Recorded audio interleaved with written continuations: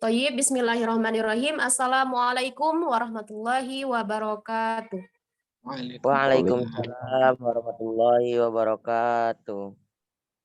Alhamdulillah rabbil wassalatu wassalamu ala asrofil anbiya wa mursalin wa ala alihi wa ashabihi rasulillahi ajma'in amma ba'du.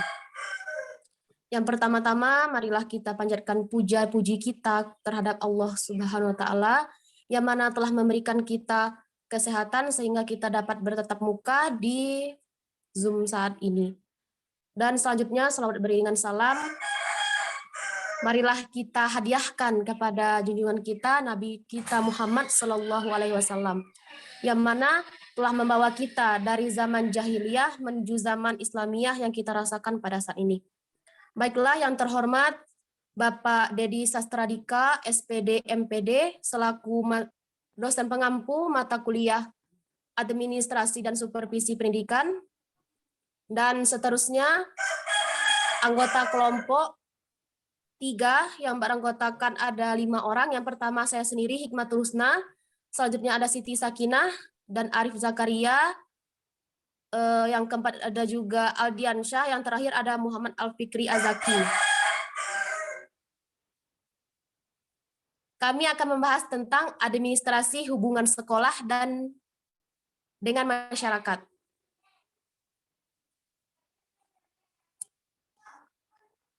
Langsung saja, yang pertama akan dibacakan oleh Siti Sakinah. Kepada Siti Sakinah, saya persilahkan.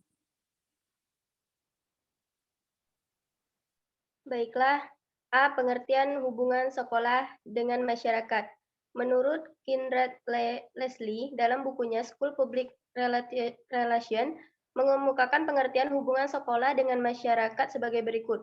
Hubungan sekolah dengan masyarakat adalah suatu proses komunikasi antar sekolah dengan masyarakat untuk berusaha menanamkan pengertian warga masyarakat tentang kebutuhan dari karya pendidikan serta pendorong minat dan tanggung jawab masyarakat dalam usaha memajukan sekolah. Selanjutnya, Anong U. Effendi dalam bukunya Human Relation and Public Relation dalam Manajemen mengemukakan bahwa public relation adalah kegiatan berencana untuk menciptakan, membina, dan memelihara sikap budi yang menyenangkan bagi organisasi di satu pihak dan publik di lain pihak. Untuk mencapainya adalah dengan jalan komunikasi yang baik dan luas secara timbal balik.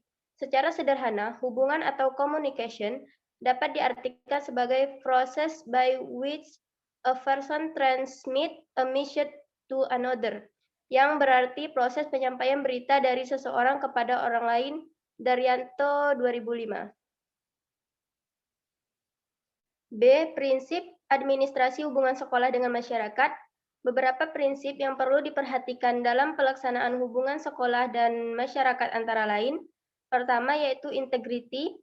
Prinsip ini mengandung makna bahwa semua kegiatan hubungan sekolah dan masyarakat harus terpadu. Artinya informasi yang disampaikan antar keduanya harus informasi yang terpadu, baik mengenai masalah akademik maupun non-akademik. Yang kedua yaitu continuity. Yaitu prinsip ini menjelaskan bahwa hubungan ini harus dilakukan secara terus-menerus. Hal ini dilakukan agar masyarakat mengetahui perkembangan sekolah.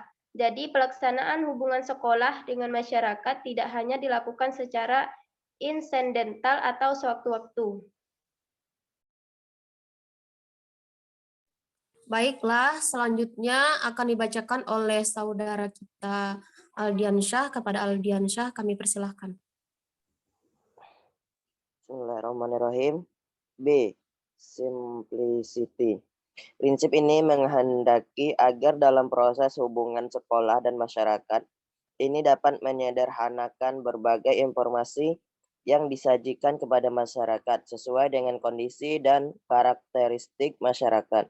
Informasi yang disajikan kepada masyarakat melalui pertemuan langsung maupun melalui media enaknya disajikan dalam bentuk sederhana sesuai dengan kondisi dan karakteristik pendengar. 4. Coverage, yaitu kegiatan pemberian informasi secara menyeluruh dan mencakup semua aspek, faktor, atau substansi. yang perlu disampaikan dan perlu diketahui oleh masyarakat. Misalnya program ekstrakurikuler, kegiatan kurikuler, remedian, dan kegiatan lainnya. Prinsip ini juga mengandung makna bahwa segala informasi hendaknya lengkap, akurat, update.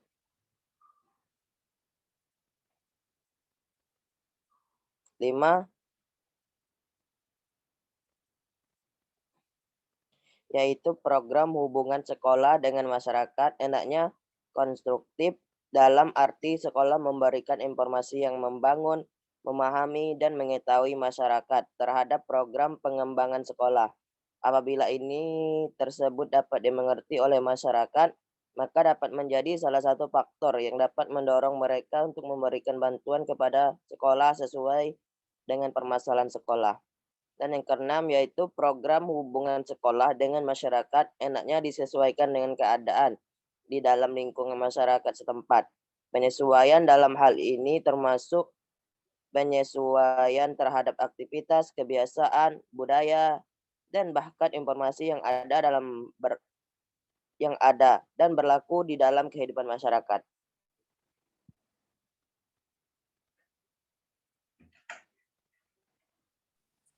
Baiklah, selanjutnya pembahasan yang akan dibacakan oleh Saudara Muhammad Al-Fikri Azaki. Kepadanya saya persilahkan.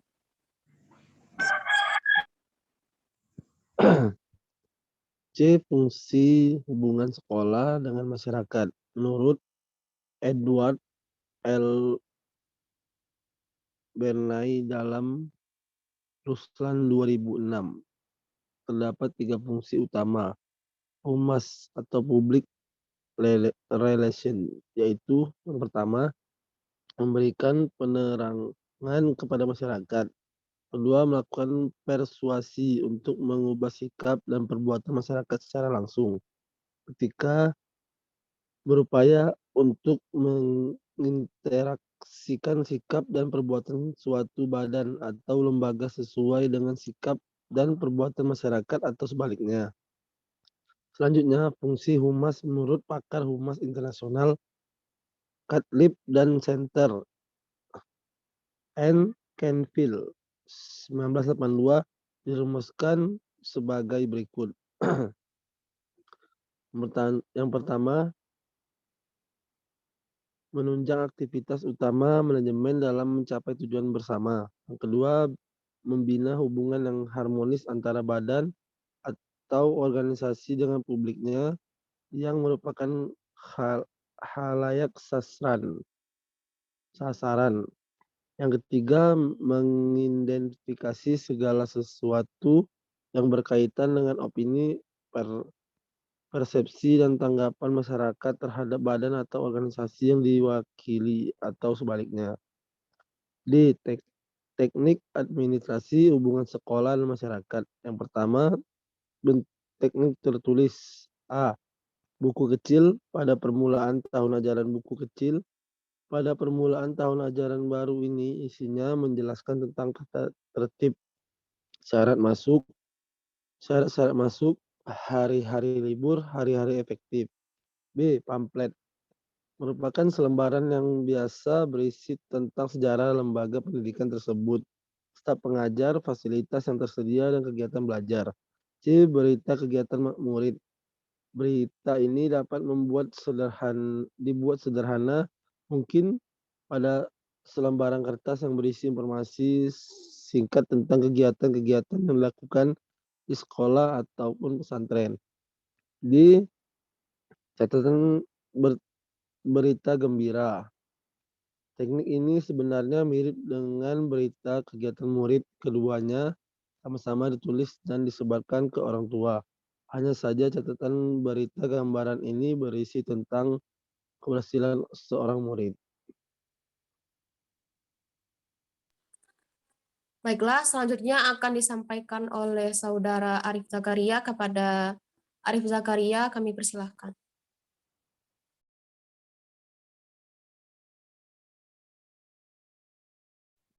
Baiklah, selanjutnya buku kecil tentang cara membimbing anak. Dalam rangka menciptakan hubungan yang harmonis dengan orang tua, kepala sekolah atau guru dapat membuat sebuah buku kecil yang sederhana yang berisi tentang cara membimbing anak yang efektif. Kemudian buku tersebut diberikan kepada orang tua murid. Selanjutnya 2. Teknik lisan. Yang pertama A. Kunjungan rumah. Dalam rangka mengadakan hubungan dengan masyarakat, pihak sekolah dapat mengadakan kunjungan ke rumah wali murid, warga, ataupun tokoh masyarakat. B. Mengundang orang tua. Selain mengadakan kunjungan ke rumah, pihak sekolah sesekali juga mengundang orang tua murid datang ke sekolah. Setelah datang, mereka diberi penjelasan tentang perkembangan pendidikan di lembaga tersebut. Mereka juga perlu diberi penjelasan khusus tentang perkembangan pendidikan anaknya.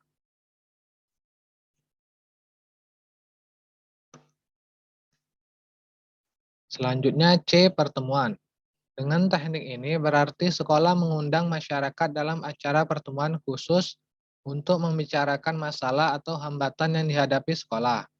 Pertemuan ini sebaiknya diadakan pada waktu tertentu yang dapat dihadiri oleh semua pihak yang diundang. Selanjutnya 3. Teknik peragaan. Hubungan sekolah dengan masyarakat dapat dilakukan dengan cara mengundang masyarakat melihat peragaan yang diselenggarakan di sekolah. Peragaan yang diselenggarakan biasanya berupa pameran keberhasilan murid. Misalkan di sekolah menampilkan anak-anak yang bernyanyi, membaca puisi, dan menari. Pada kesempatan itu, kepala sekolah atau guru tersebut dapat menyampaikan program-program peningkatan mutu pendidikan dan juga masalah atau hambatan yang dihadapi dalam merealisasikan program-program itu.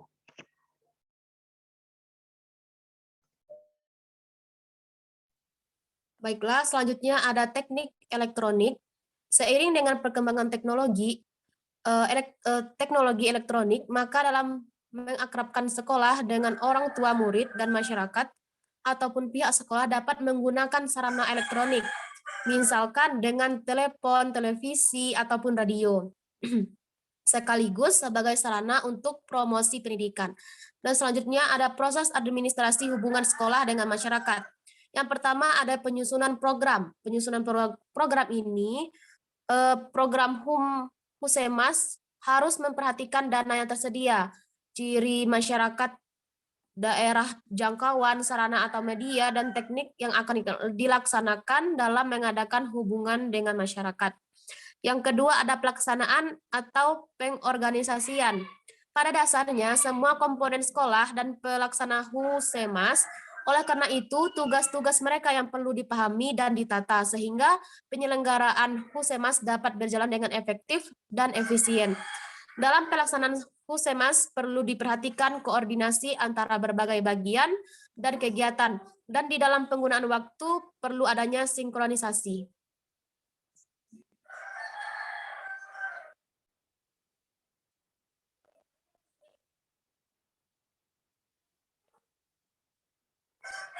Selanjutnya ada pengawasan. Pengawasan pada administrasi hubungan sekolah dan masyarakat dapat berupa evaluasi. Husemas dapat dievaluasi melalui 2 kriteria, yaitu ada efektivitas, yaitu sejauh apa tujuan tercapai. Yang kedua ada efisiensi, yaitu mengenai sumber dan potensi dengan baik. Purwanto 2012. Selanjutnya juga ada peran personil sekolah dalam administrasi Husemas. Guru merupakan kunci penting dalam kegiatan Husemas di sekolah. Di sekolah menengah, ada beberapa hal yang dapat dilakukan guru dalam kegiatan Husemas, yaitu yang pertama ada membantu sekolah dalam melaksanakan teknik-teknik Husemas, yang kedua membuat dirinya lebih baik lagi dan masyarakat, dan 3 dalam melaksanakan itu semua itu guru harus melaksanakan kode etiknya. Sekian dari kami kelompok 3. Apabila terdapat kesalahan dan kehilapan, kami mohon maaf. Wabillahi taufiq wal hidayah. Wassalamualaikum warahmatullahi wabarakatuh. Waalaikumsalam. Waalaikumsalam warahmatullahi wabarakatuh.